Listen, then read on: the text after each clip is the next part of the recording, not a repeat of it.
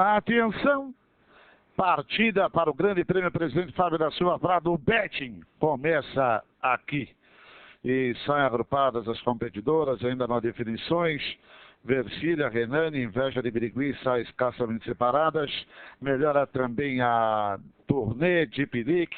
Elas já vão entrando praticamente pelos 1.600 metros finais. Agora sim, Inveja de Birigui foi para a dianteira, Nose de Fígaro, segundo Catira para um terceiro, Vercília em quarto, Papinoto em quinto, Quinchu melhor em sexto, Renânia vai junto também. Depois aparece Miss Mix, a seguir vai Solenitar, depois Ananíbia, depois de Pirique, No Skills, a seguir Una Glória, Riga Uzuka na Barinaus, depois aparece Turnê, depois Pina Hanit, assim com Riga Uzuka na última colocação. As competidoras já vão para o final da reta oposta e já vão descendo a grande curva e continua a briga. Inveja de Birigui pelo lado de dentro, Vercília pelo lado de fora. Quinchu corre no terceiro lugar, as três primeiras já descem a primeira parte da grande curva. Nose de Fígaro corre no quarto lugar, Catita Porã se aproximando em quinto, Renânia sexto, Top Note corre em sétimo, Solenital oitavo, na Barinaus em nono, na Líbia em décimo, Miss Mix também melhora, depois dois Skills de Pilique, assim as competidoras com Una Glória,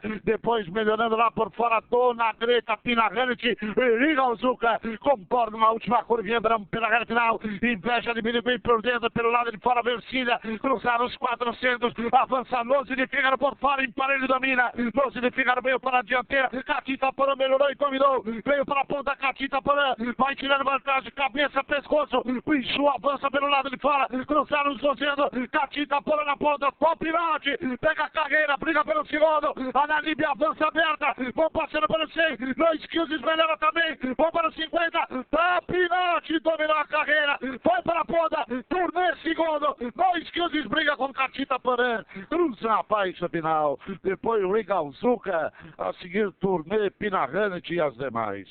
Está aí o resultado do páreo de número meia dúzia.